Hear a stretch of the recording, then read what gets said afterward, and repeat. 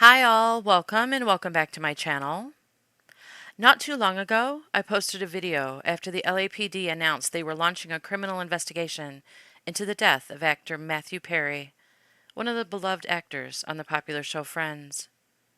Now, we've learned the results so far of their ongoing criminal investigation, and they're absolutely disgusting. If you didn't know, Matthew Perry was very open and often talked about his struggles with addiction. So the people closest to him were well aware of his problem. But we've learned now that instead of trying to continue to get help for him to continue to fight his addiction, his live-in assistant, 2 doctors, and 2 others all decided to feed it instead. For money. Police held a press conference announcing that they have filed federal charges against 5 individuals who were instrumental in making sure Perry was well stocked and well provided with the exact drug he needed help staying away from: ketamine. When he was spiraling and needed their help, they chose to take advantage of his addiction to make money instead. It's absolutely disgusting. Especially to hear his live-in assistant, a person he obviously trusted, took advantage of him during his weakest time, contributing to his death. My heart breaks for his family learning this information, whether they suspected it or not. Having it confirmed has to be a gut punch, to say the least. And 2 medical doctors who should have been trusted to care for him instead chose money over his life. I'll be praying for his friends and loved ones who are more than likely devastated to learn the extent the people who should have been able to trust to help him went to cater to his addiction instead. Here's the press conference with all the information provided so far. The video is not good, and it keeps freezing, but the audio is good. So if you're just listening, it's better than watching. Thank you for caring about Matthew Perry's tragic story. Stay safe out there, and here is the press conference. 28, 2023, Mr. Perry was found deceased in his home. An autopsy was conducted following his death. That autopsy showed that he had died due to the acute effects of ketamine. Ketamine is a controlled substance. It has some legitimate uses, but it is also used illegally. It is used by people seeking to disassociate from reality. It can cause serious health effects, serious health problems, including loss of consciousness, including spikes in blood pressure, and including respiratory issues that can deprive the brain of oxygen. For that reason, it is a drug that must be administered by medical professionals, and the patient must be monitored closely. That did not occur here. This investigation focused on who supplied the ketamine to Mr. Perry. As many of you know, Mr. Perry struggled with addiction in the past. And on many occasions, he sought help for his addiction issues. The investigation revealed that in the fall of 2023, Mr. Perry fell back into addiction, and these defendants took advantage to profit for themselves. The 2 lead defendants in this case are defendants Salvador Plasencia and defendant Jasvin Sanya. First, I'll talk about defendant Plasencia. Defendant Plasencia was a medical doctor. He worked with another medical doctor, defendant Mark Chavez, to obtain ketamine. He then worked with Mr. Perry's live-in assistant, defendant Kenneth Iwamasa, to distribute that ketamine to Mr. Perry. Over 2 months, from September to October 2023, they distributed approximately 20 vials of ketamine to Mr. Perry in exchange for $55,000 in cash. Defendant Plasencia saw this as an opportunity to profit off of Mr. Perry.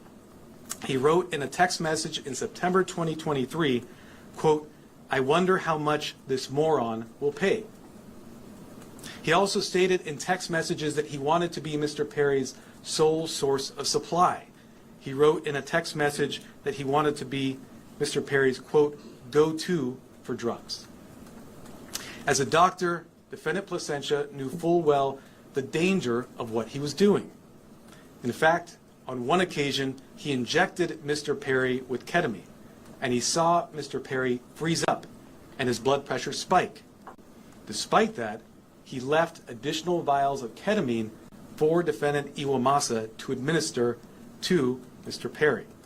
Of course, defendant Iwamasa had no medical training to speak of. Defendant Placentia knew what he was doing was harming Mr. Perry. He had spoken to another patient in mid-October 2023, and he told that patient that Mr. Perry was spiraling out of control with his addiction. Nonetheless, defendant Placentia continued to offer ketamine to Mr. Perry. Likewise, defendant Sonia knew what she was doing was harming defendants and also Mr. Perry. She took advantage of Mr. Perry by selling large amounts of ketamine to Mr. Perry over a 2-week period in October of 2023. She sold approximately 50 vials of ketamine for approximately $11,000 in cash. She worked with a broker, defendant Eric Fleming, and also the live-in assistant, defendant Iwamasa, to distribute this ketamine. Sonia and the broker, defendant Fleming, saw this as an opportunity to profit off of Mr. Perry. In a text message, the broker wrote, quote, I wouldn't do it if there wasn't a chance of me making money for doing this. Defendant Sonia sold the batch of ketamine that resulted in Mr. Perry's death on October 28th. Officers later searched defendant Sonia's home. During that search, they found what amounted to a drug-selling emporium. They found 80 vials of ketamine, thousands of pills containing methamphetamine, cocaine, bottles of Xanax and other illegally obtained prescription drugs, and drug-selling paraphernalia, including scales and ledgers. As I mentioned, the defendants in this case knew what they were doing was wrong. When they'd refer to the ketamine, they used coded language. They'd refer to it using terms such as, quote, Dr. Pepper, or quote, bots, or quote, cans. Also, defendants Placentia and Chavez, as medical doctors, knew full well this was not the proper way to administer ketamine, and they even talked about that in their exchanges. And defendant Sonia also knew that she was doing something that caused great risk to Mr. Perry. In fact, during this investigation, we learned that several years before, in 2019, defendant Sonia had sold ketamine to another customer. That person died the same day. And a family member of that person sent a message to defendant Sonia telling her the cause of death was ketamine. Nonetheless, defendant Sonia continued selling drugs, including ketamine, including the ketamine that ultimately killed Mr. Perry. That other victim was a person named Cody McLaurin. He died in 2019. As a result of this investigation, we have filed a drug distribution charge related to the death of Mr. McLaurin. After Mr. Perry died, these defendants tried to cover up what they had done. On October 28th, after reading news reports of Mr. Perry's death, defendant Sonia wrote a text message to defendant Fleming saying, quote, delete all our messages. Likewise, after Mr. Perry's death, defendant Placentia falsified medical records and notes to try to make it look like what he was doing was legitimate. It was not. We have filed numerous federal charges against the 5 defendants. These charges include conspiracy to distribute ketamine, distribution of ketamine resulting in death, maintaining drug-involved premises for that drug-selling emporium the defendant Sonia had, altering and falsifying records related to a federal investigation for those false medical notes and records, that defendant Placentia made, and multiple other trafficking counts. Of course, the defendants are presumed innocent until proven guilty. The penalties these defendants face are very significant. With regard to defendant Placentia, the statutory maximum sentence he faces is 120 years in federal prison. And with regard to defendant Sonia, the statutory maximum she faces is life imprisonment. By filing these extensive and serious charges, we are sending a clear message. If you are in the business of selling dangerous drugs, we will hold you accountable for the deaths that you cause. This is nothing new for us. Since 2022, my office has filed over 60 cases against drug dealers who've caused the death of another person. These cases are known as death resulting cases. They are labor-intensive cases, and we work with our law enforcement partners, including ones represented here today, to bring those cases. Our office is a national leader in bringing those cases. They're very important because every victim's life counts. If you are in the drug selling business and you're selling dangerous drugs, you are playing roulette with other people's lives, just like the 5 defendants here did to Mr. Perry. Defendants nowadays are on full notice that the products they sell could result in the death of another person. Therefore, if you're in the drug business, and despite these risks you continue in the drug business, you are pushed by greed to gamble with other people's lives, be advised, we will hold you accountable. I want to thank our partners in this case, the Los Angeles Police Department, the Drug Enforcement Administration, and the U.S. Postal Inspection Service. These investigators did a phenomenal job digging into the case, looking at every angle to develop a case, a strong case, against not only those who killed Mr. Perry, but also Mr. McLaurin. I want to note that these cases are important and we'll continue to collaborate with our law enforcement partners to bring them, to ensure that justice is brought to every victim. And finally, let me thank the prosecutors responsible for the investigation and the prosecution of this case. Those are Assistant United States Attorneys Ian Yanello and Xiaohan Tsai. And now I'd like to introduce Chief of the Los Angeles Police Department, Dominic Choi.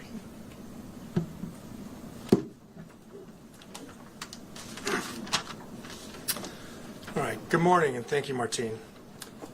You know, while it's tragedy that brings us all here together, I'm happy to stand here knowing that these dangerous individuals are no longer on the streets and they won't be able to harm anyone else. The Los Angeles Police Department and our partners here today, we're committed to investigating all cases like this, and it's regardless of someone's background or socioeconomic status.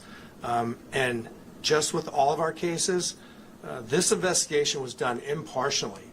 We let the facts drive this investigation, and those facts led us to a group of individuals who were responsible for supplying and distributing to Mr. Perry narcotics that led to his unfortunate and untimely death.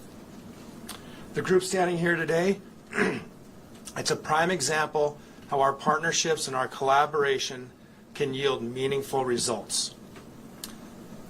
I want to thank LAPD, our Robbery Homicide Division, who's standing in the back there, the U.S. Attorney Martin Estrada and his team, the DEA and her team, as well as the U.S. Postal Inspection Service and their team for their hard work, diligence, and real patience. Now, I know people think this took a long time. There was a lot of work, a lot of investigative strategies that went into this to make sure that there's a solid case and that we can pursue this in the courts.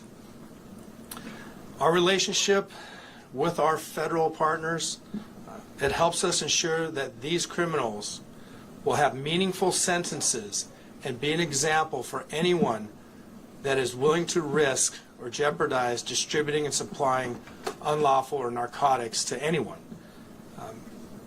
And I just really want people to know that that is the message.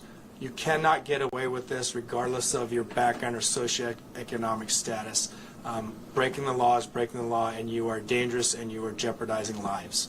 So thank you all of my partners for being involved in this and bringing us to where we are at today. And at this time, I'd like to introduce DEA Administrator Ann Milgram. Good morning. Today we announce charges brought against 5 individuals who together are responsible for the death of Matthew Perry. Each of the defendants played a key role in his death. They falsely prescribed, sold, or injected the ketamine that caused Matthew Perry's tragic death. In the United States, most forms of ketamine are only approved by the Food and Drug Administration for anesthesia. A nasal spray version is approved for treatment of depression, but only in a certified medical setting. Here, Matthew Perry sought treatment for depression and anxiety and went to a local clinic where he became addicted to intravenous ketamine. When clinic doctors refused to increase his dosage, he turned to unscrupulous doctors who saw Perry as a way to make quick money. Dr. Plasencia and Dr. Chavez violated the oath they took to care for their patients.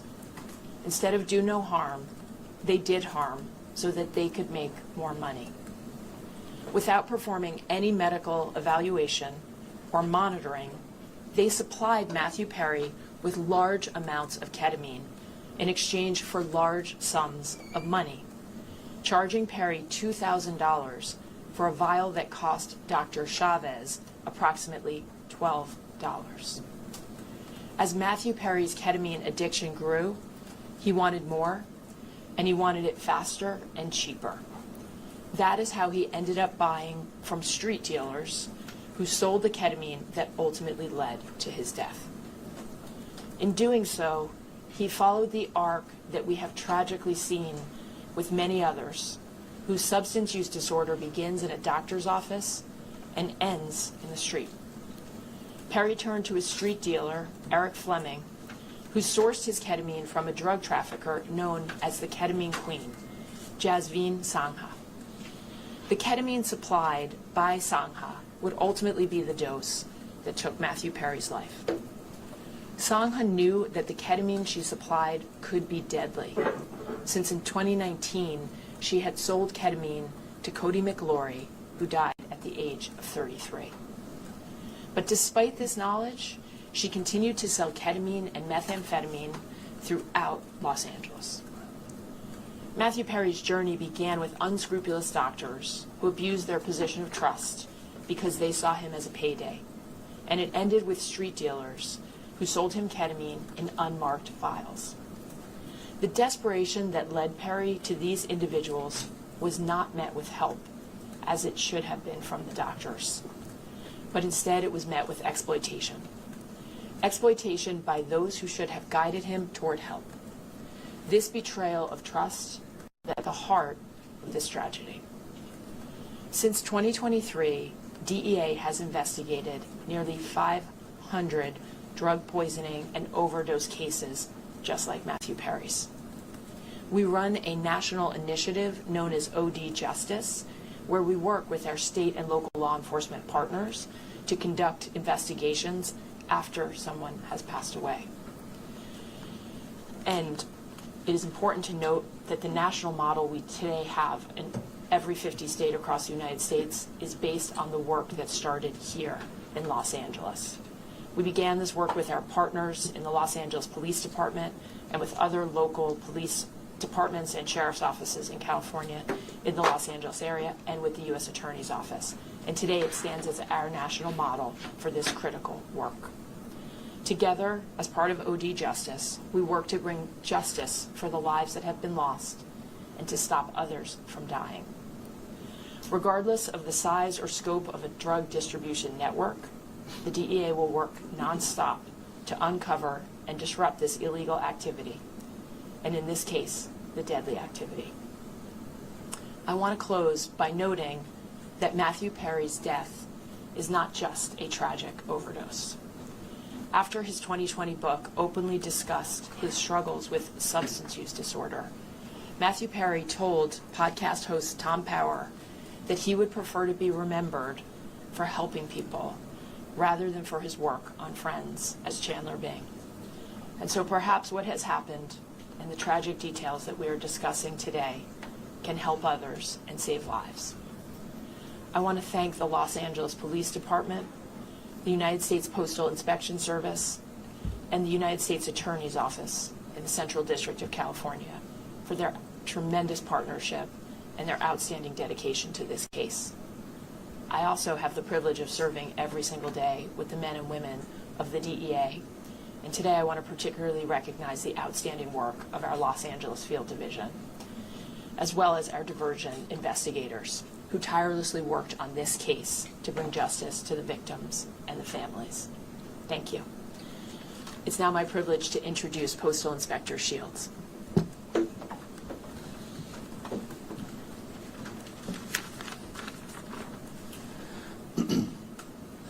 Good morning, and again, welcome.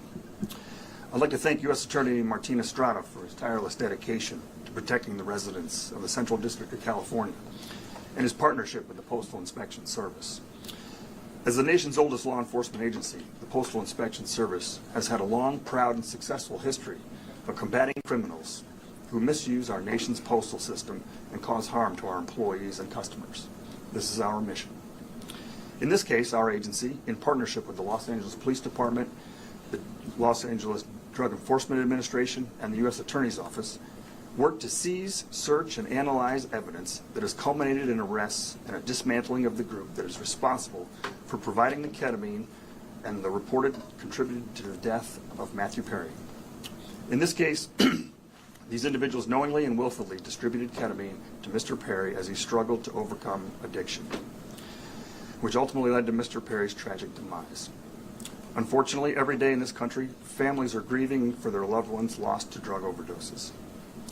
We want these families and the American public to know that the Postal Service will not be an unwitting accomplice to anyone using the U.S. mail to distribute illegal drugs or drug paraphernalia. The Inspection Service continues to work tirelessly to rid the mail of illicit drugs, fight drug trafficking and the associated violence, preserve the integrity of the mail, and most importantly, provide a safe environment to postal employees, customers, and the American public. The Postal Inspection Service is turning the tide against drug dealers. Detecting and stopping their shipments is only the beginning. Tracing illegal drugs back to the source and shutting them down is the ultimate mission. Once again, a tremendous thank you to our partners in federal and state and local law enforcement, as well as the U.S. Attorney's Office, for their continued collaboration and hard work in support of this mission. Thank you.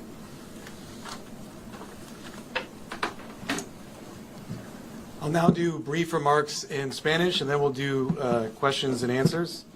Where are the Spanish language reporters? Hold up your hands. Okay, great. Hoy anunciamos cargos criminales federales en conexión con la muerte del actor Matthew Perry. Nuestra investigación ha revelado una gran red criminal responsable por el tráfico de ketamina en grandes cantidades. Esta red incluía a un asistente personal para el señor Perry, 2 médicos y una narcotraficante conocida como la reina de la ketamina. Hemos archivado cargos federales contra 5 acusados. Estos acusados vendieron ketamina al actor Matthew Perry y vendieron ketamina en grandes cantidades, 70 viales de ketamina. Estos acusados sabían que lo que hacían era muy peligroso. Hablaban en palabras codificadas. Estos acusados sabían que lo que estaban haciendo causaba un riesgo al señor Perry. Por supuesto, 2 de ellos eran doctores, médicos. Pero, sin embargo, estos acusados siguieron vendiendo ketamina al señor Perry. A estos acusados les importaba más el efectivo que la vida humana.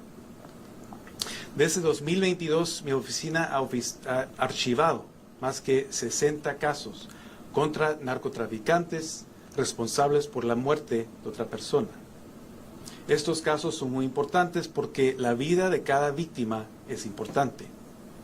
Con todos esos casos, como en este caso, mandamos un mensaje muy claro. No vamos a tolerar a los narcotraficantes que apuestan con las vidas de otras personas. We'll now do question and answer. Any questions? Yes. My first question is, the person that found Matthew Perry in the hot tub, is that also one of the people who's being charged in this case? Is that the assistant? I didn't hear that. Can you repeat the question? Yes, the person, the assistant that's being charged in this case, is that also the person that found Matthew Perry in the hot tub? So the personal assistant we charged is defendant Kenneth Iwamasa. He was the one live-in assistant for Mr. Perry.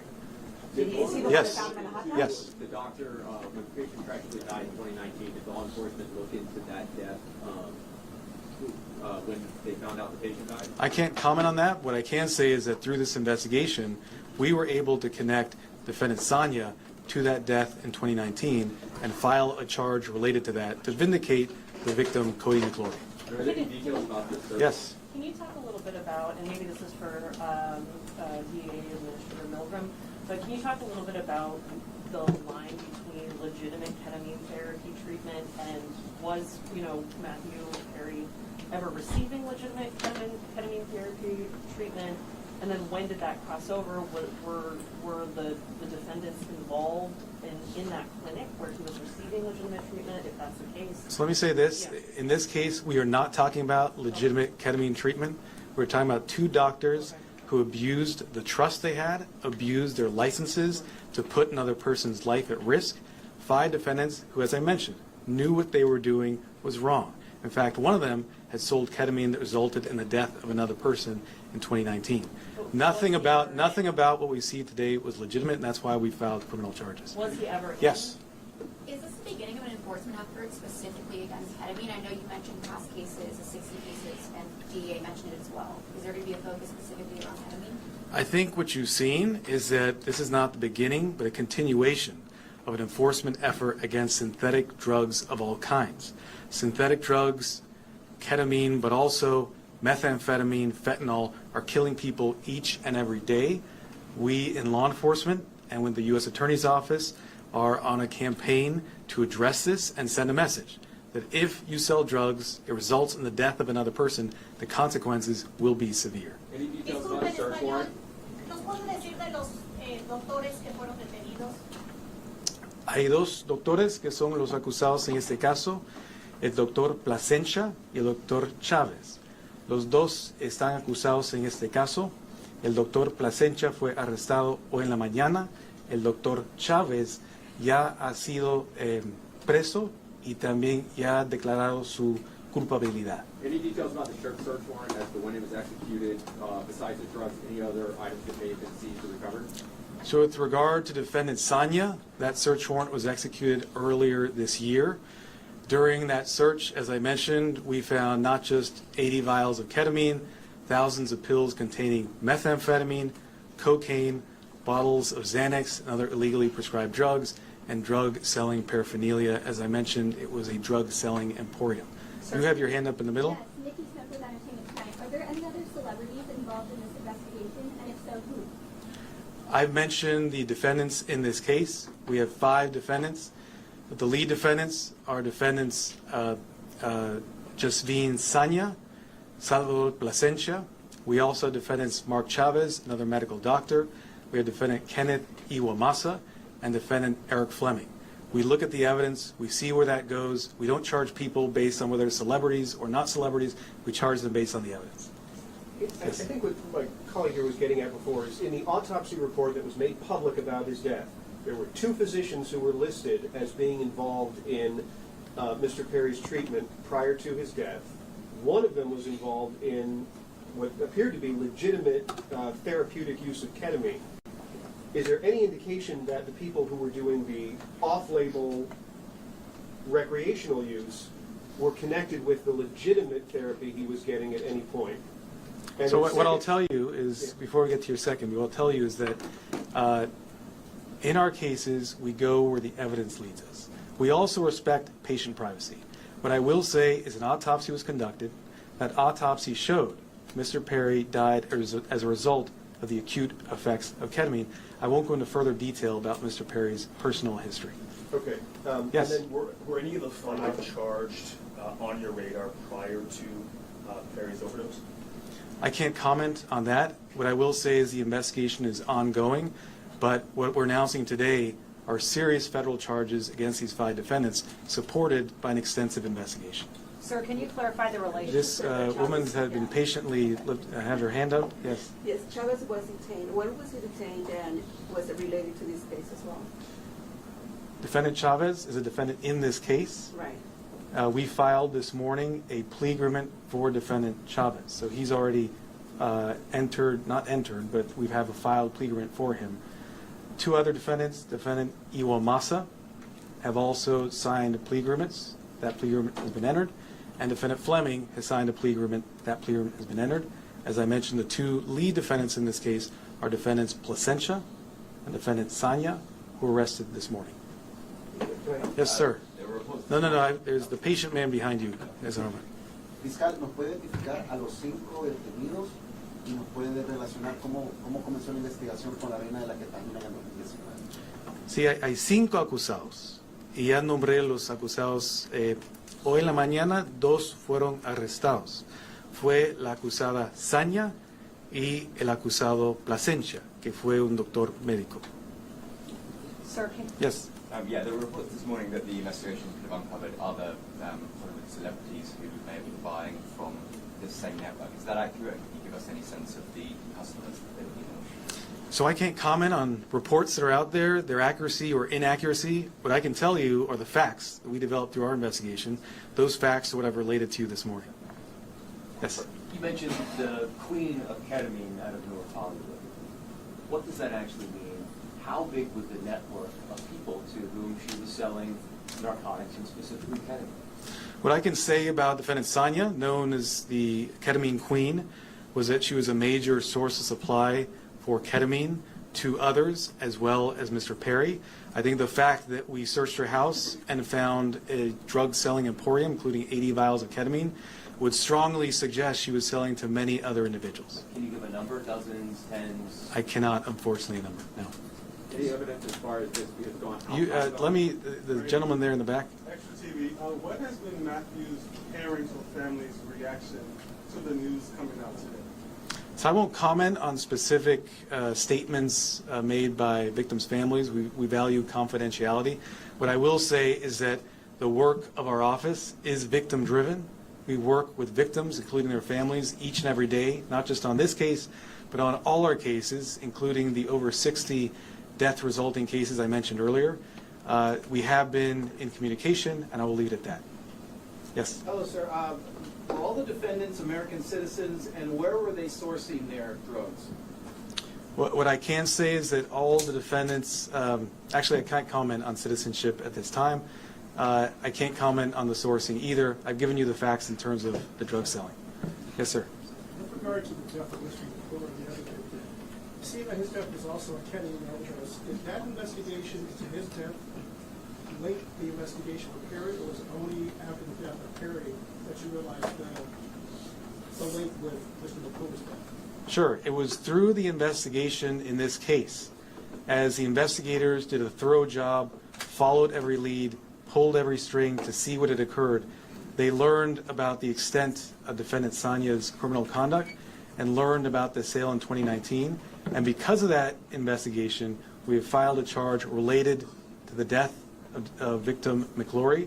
And that's important because we want to vindicate all victims who suffered these types of tragedies. I'll do 2 more questions. Do you have any reason to believe that this so-called queen of ketamine is linked to any more deaths? Are there any more investigations into any more possible where she could be linked to? I think, as I mentioned, we've linked her to sales of ketamine, which resulted in at least 2 deaths. We searched her home. We found a drug-selling emporium. I can't comment. I can't speculate on things such as what you're suggesting.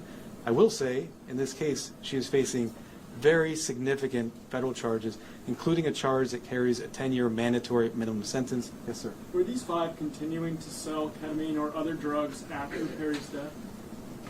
I can't comment on that in terms of where they were selling. No, But- in terms of afterwards, were they What I still- can say is that we searched the home of one of the defendants following Mr. Perry's death.